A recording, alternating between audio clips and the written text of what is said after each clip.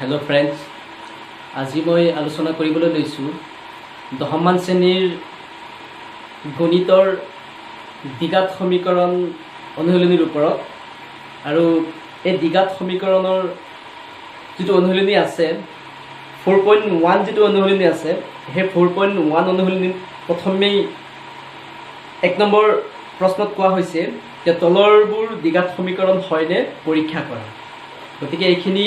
সমাধান কৰিবৰ কাৰণে আমি প্ৰথমে দ্বিঘাত সমীকৰণ কাক কয় সেইটো আমি জানিব লাগিব। আৰু দ্বিঘাত সমীকৰণৰ যিটো আদৰ্শ ঠাঁচ বা ৰূপ আছে তাৰ বিষয়ে আমি অৱগত হ'ব লাগিব। গতিকে মই দ্বিঘাত সমীকৰণ কাক কয় সেইখিনি প্ৰথমে কৈ দিছোঁ যে যি সমীকৰণত অজ্ঞাত চলক ৰাশিৰ উচ্চতম ঘাত 2 হয় তাকেই দ্বিঘাত সমীকৰণ বুলি কোৱা হয়। অৰ্থাৎ কেতিয়াবা আমি এনেকৈ এইটো ক'ব পাৰি যে কোনো সমীকৰণৰ চলকৰ সৰ্বোচ্চ ঘাত 2 হোৱাকে দ্বিঘাত সমীকৰণ বুলি কোৱা হয়। আৰু দ্বিঘাত সমীকৰণৰ যিটো আদৰ্শ ঠাঁচ বা ৰূপ আছে সেইটো হৈছে ax² + bx + c = 0। আৰু এইটো মই লিখি দেখুৱাবলৈ আপোনালোকক লিখি দেখুৱাই দিছোঁ বৰ্ডত যে ax² + bx + c = 0। এইটো হৈছে দ্বিঘাত সমীকৰণৰ আদৰ্শ ৰূপ। এই x এইবিলাক হৈছে চলক আৰু ইয়াত যে আছে a b c সেইবিলাক হৈছে এটা বাস্তৱ সংখ্যা। আৰু ইয়াত যিটো a আছে a ৰ মানটো কেতিয়াও শূন্য হ'ব নোৱাৰে, অৰ্থাৎ a ≠ 0। আৰু সমান চিহ্নৰ সোঁফালে সমীকৰণ লিখাৰ কাৰণে সোঁফালে আমি দেখি দিছোঁ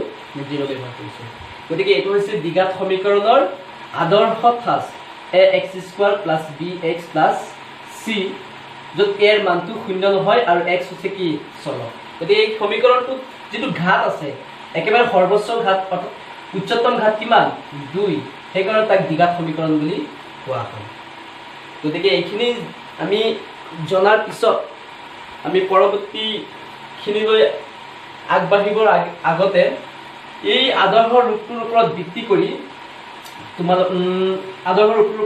কৰি আপোনালোকক এটা উদাহৰণ দি দেখুৱাই দিছোঁ যে এই আদৰ্শ ৰূপটোৰ ওপৰত ভিত্তি কৰি এটা দ্বিঘাত সমীকৰণৰ উদাহৰণ হ'বগৈ x² বা 3x² + 7x + 9 = 0। তো এই সমীকৰণটোত a b c a ৰ মানটো শূন্য হোৱা নাই আৰু এই সমীকৰণটোত সৰ্বোচ্চ ঘাত 2 হৈ আছে আৰু সমান চিহ্নৰ সোঁফালে 0 আছে। গতিকে এই আদৰ্শ ঠাঁচটোৰ লগত প্ৰায় মিলিছে, সেইটো কাৰণে তাক আমি ক'ব পাৰিম কি দ্বিঘাত সমীকৰণৰ এটা দ্বিঘাত সমীকৰণ। অৰ্থাৎ ইয়াৰ সৰ্বোচ্চ ঘাত বা উচ্চতম ঘাত 2 হোৱাকে কি বুলি ক'ব পাৰিছোঁ আমি দ্বিঘাত সমীকৰণ বুলি ক'ব পাৰিছোঁ। তো ইয়াত a ৰ মান 3, b ৰ মান আছে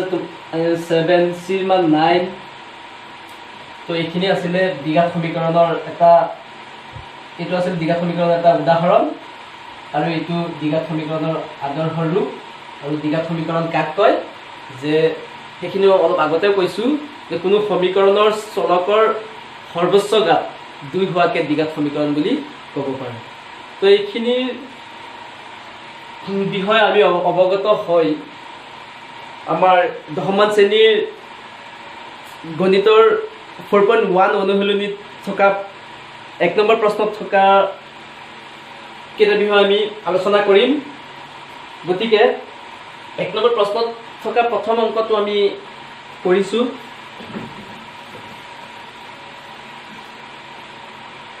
এক নম্বৰ প্ৰশ্নত আছিলে যে তলৰবোৰ দ্বিঘাত সমীকৰণ হয় নে নহয় পৰীক্ষা কৰা। তো 1 নম্বৰ প্ৰশ্নটো লিখি দিছোঁ প্ৰথমে x + 1² = 2 whole into x - 3। তো এইটো এটা দ্বিঘাত সমীকৰণ হয় নে নহয় এইটো পৰীক্ষা কৰিব লাগে। তো আমি অলপ আগতেই গম পাই আহিছোঁ দ্বিঘাত সমীকৰণ হ'বলৈ হ'লে চলকৰ সৰ্বোচ্চ ঘাত 2 হ'ব লাগিব। গতিকে এইটো আমি সমাধান কৰি চাওঁ। প্ৰথমে আমি এই পাতনিটোত মন কৰিব লাগিব এই প্ৰথমটোত এইখিনিত x + 1 হোল স্কয়াৰ যেটো আছে এটো আমি প্ৰথমে ভাঙিব লাগিব x + 1 হোল স্কয়াৰ কেনেকে ভাঙিব এইখিনি চাই আমি গম পাব লাগিব যে এটো এটা সূত্ৰত পৰিছে এটো এটা সূত্ৰৰ মাধ্যমেৰে আমি ভাঙিব পাৰিম এটো যদি আমি মনে মনে a বুলি ভাবি দিও এটো যদি আমি b বুলি ভাবো তো a + b হোল স্কয়াৰ মানে আমি এটো a + b হোল স্কয়াৰ আৰহিত আমি ভাঙি দিব লাগিব গতিকে a + b হোল স্কয়াৰ মানে কি হয় হেখিনি মই সাইডত লিখি ৰাখিছো a + b হোল স্কয়াৰ মানে হৈছে a square + 2ab + b square তো হেই মৰ্মে আমি এখিনি ভাঙি যাম তো x + 1 অৰ্থাৎ এখিনি a যদি ভাবো আৰু এটো যদি আমি b ভাবো তেন্তে আমি a + b হোল স্কয়াৰ আহি ইয়াক কেনেকে ভাঙিম চাও আহা তো এটো x + 1 হোল স্কয়াৰ মানে মনে মনে এটো a আৰু মনে মনে এটো কি b তো a + b মানে হৈছে a স্কয়াৰ a মানে আছিল x এটো a square plus সূত্ৰতে 2 * ab a মানে x আৰু b মানে কি আছে গল 1 প্লাস সূত্ৰৰ মতে হয় b স্কয়াৰ b মানে 1 ওপৰত স্কয়াৰ ইকুৱেল এটো ইকুৱেল দি দিছো তাৰ পিছৰখিনি এই 2 টো ইয়াৰ লগত পূৰণ হৈ আছে তো আমি এখিনি পূৰণ কৰি দিম 2 ৰ পূৰণ x মানে 2x বা 2x প্লাস এ মাইনাস এ মাইনাস 2 ৰ পূৰণ 3 মানে 6 বা 2 * 3 মানে 6 2 ৰ পূৰণ 3 মানে কিমান হৈছে 6 আৰু এটো মাইনাস কৰ পৰা আহিল ইয়াত মানে প্লাস আছিল প্লাস এ মাইনাস এ পূৰণ কৰিলে মাইনাস হ'ব এইখিনি কৰাৰ পিছত এটো ইমপ্লাইজ দিব লাগিব সমান চিন দুটা আহিল এইখিনি কৰাৰ পিছত আমি কি কৰিম এটো সমান চিনৰ যেটো ফুফালে যিমান কিটা পদ আছে সেই গুটেইখিনি আমি বাওফালে লৈ আহিম তো এইখিনি প্ৰথমে লিখি দিম আমি x স্কয়াৰ প্লাস 2 * 1 মানে 2 আৰু লগত x পূৰণ কৰিলে হ'ব গৈ 2x প্লাস এটো লিখি দিলু 1 স্কয়াৰ 1 স্কয়াৰ মানে 1 হয় একৰ বৰ্গ মানে 1 দুবাৰ পূৰণ কৰিলে একৰ এক গুণ একেই হৈছে অৰ্থাৎ একৰ বৰ্গ 1 আৰু প্লাস 2x সমান চিনৰ এটো সমান চিনৰ হুফালৰ পৰা এটো বাওফালে লৈ আহিছো 2x টো 2x ই থাকিব কিন্তু এই প্লাস টো ইফালে আহিছে কাৰণে কি হ'ব মাইনাস হ'ব কিয়নো সমান চিনৰ ইফাল কৰিলে মানবিলাক কোনো পৰিৱৰ্তন নহয় কিন্তু তাৰ চিনৰ পৰিৱৰ্তন হয় প্লাস আছিল এটো কাৰণে মাইনাস হৈছে আৰু মাইনাসৰ 6 টো ইফালে আহিলে কি হ'ব গৈ প্লাসৰ 6 তো ইফালে কি থাকিল ইফালে মানে গুটেখিনি লৈ আহিছো অৰ্থাৎ থাকিব কিমান 0 এতিয়া ইমপ্লাইজ দি পেলাইছো x স্কয়াৰ ইয়াত x স্কয়াৰ আৰু কোনো আছে নেকি আৰু কোনো এটা আছে নাই x স্কয়াৰ ডাইৰেক্ট লিখি দিম এটো 2x প্লাসৰ এটো 2x মাইনাসৰ এটো মনে মনে আমি কাটিব পাৰিম অৰ্থাৎ দুটা x ৰ পৰা মাইনাসৰ দুটা x বাদ দিলে প্লাসৰ দুটা x ৰ পৰা মাইনাসৰ দুটা x বাদ দিলে 0 থাকিব এটো কাৰণে আমি কাটি দিছো আৰু ইয়াত আছে +6 আৰু ইয়াত আছে +1 +6 আৰু +1 কিমান +7 ইকুৱেল টু কি 0 গতিকে এইটো এটা সমীকৰণ হৈছে গতিয়া সমীকৰণৰ ৰূপ লৈছে এই সমীকৰণটো যে চলকৰ সৰ্বোচ্চ ঘাত অৰ্থাৎ উচ্চতম ঘাত কিমান আছে 2 আছে হেতু কাৰণে আমি ক'ব পাৰি যে ই এটা কি দ্বিঘাত সমীকৰণ হয় ই এটা দ্বিঘাত সমীকৰণ হয় ই এটা দ্বিঘাত সমীকৰণ হয়